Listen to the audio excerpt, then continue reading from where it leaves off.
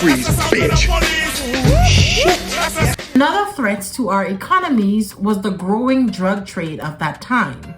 In the 1980s and 1990s, the Caribbean became a vital transit hub for the growing cocaine trade as traffickers exploited the region's strategic location between South America and the United States.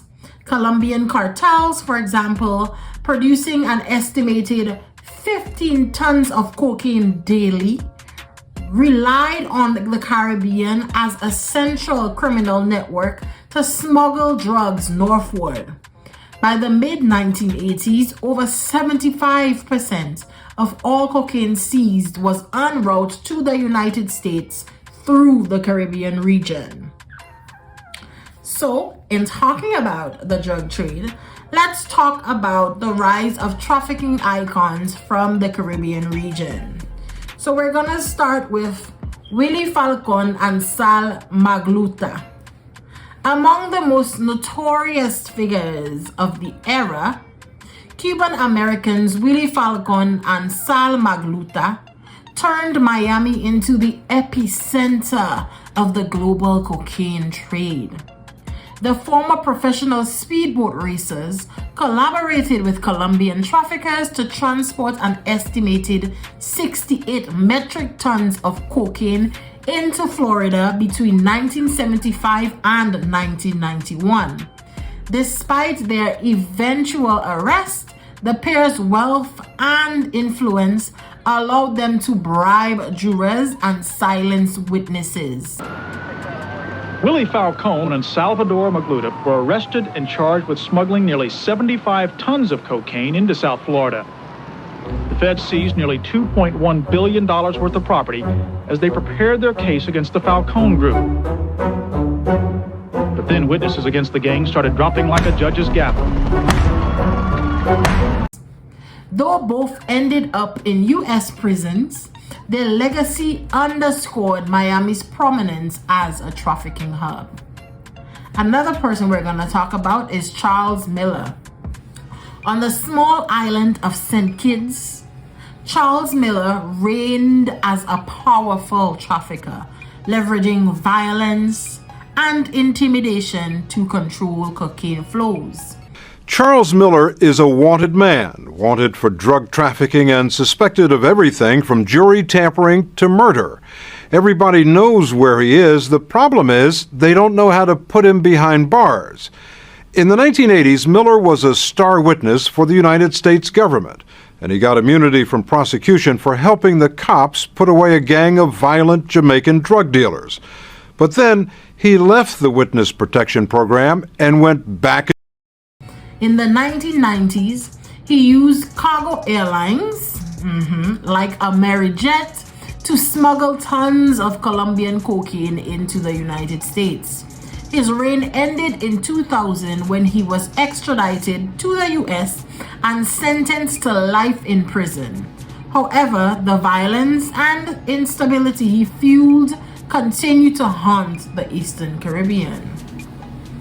Nankissoon Boodram, also known as Dole Chadee, in Trinidad and Tobago, built a formidable cocaine empire by fostering connections with high-ranking officials, including the country's chief of police. His influence extended far beyond trafficking, since he was feared in Trinidadian society. Mr. Boodram was ultimately executed in 1994 for murder.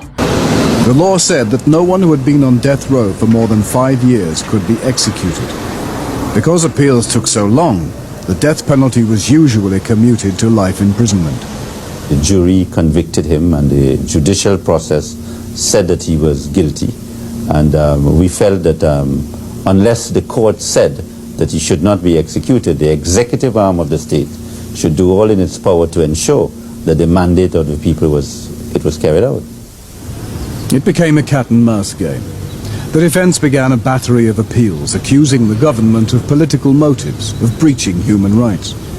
They said Chadee and his gang had not been given a fair trial. Each time the government answered back. Everything had been done according to the law, and they wanted all murderers to face the ultimate penalty. Finally, the cases arrived at the Privy Council in London, which ruled that Trinidad was entitled to execute under its own constitution. All the appeals had been completed within 3 years. On June the 3rd, 1999, Chadee and his gang members were read their death warrants. The first 3 were scheduled to hang at 6 a.m. the next day. 150 religious and political leaders, including Desmond Tutu, Jesse Jackson and John Hume, had made a last-minute plea for mercy, but the government rejected it.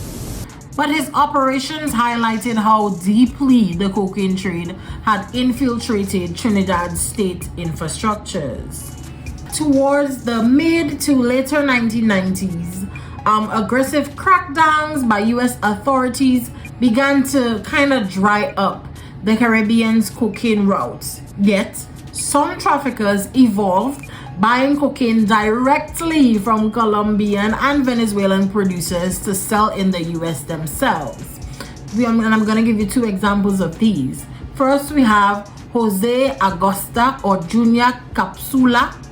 Starting as a low-level dealer in Puerto Rico, José escaped from prison in 1999 and established a transnational empire in the Dominican Republic. Between 2005 and 2010, his organization trafficked over 10 metric tons of cocaine and heroin. Though arrested and imprisoned, his operations underscored how traffickers adapted to changing dynamics in drug trade. Then we also have Christopher Dudus Coke, or Dudus Coke. In Jamaica, Christopher took over the infamous Shower Posse in the 1990s, using its vast network to traffic cocaine and marijuana. Unlike his father, he sought to avoid unnecessary violence to evade U.S. scrutiny. However, his reign ended in the 2010s after a violent standoff with Jamaican authorities that left 73 people dead.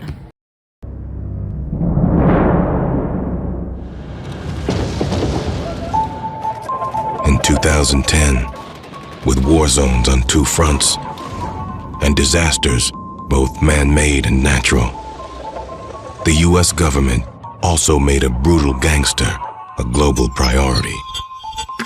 Dozens of people now dead in Jamaica. Do not go into the buildings even if you're asked to come in. It's like a war, it's like the Middle East. We can't come out and buy food. We're hungry. Kingston, a scene of desolation and destruction. American might demanded a manhunt take place in Jamaica. Christopher Coke, he was maybe the cruelest, most vicious criminal that there was. Witnesses claim that they saw him actually killing people using a chainsaw to cut somebody in 2. In totality, or overall, by the late 1990s and early 2000s, the Caribbean's dominance as a cocaine route diminished, partly due to U.S. crackdowns and the rise of alternative smuggling routes through Mexico and Central America. Still, figures like Figueroa and Coke demonstrated the region's adaptability in the face of shifting market dynamics. Today, while the Caribbean remains a hotspot for smaller scale smuggling operations, the days as the primary corridor for the global cocaine trade have largely passed with few exceptions. Real bad man.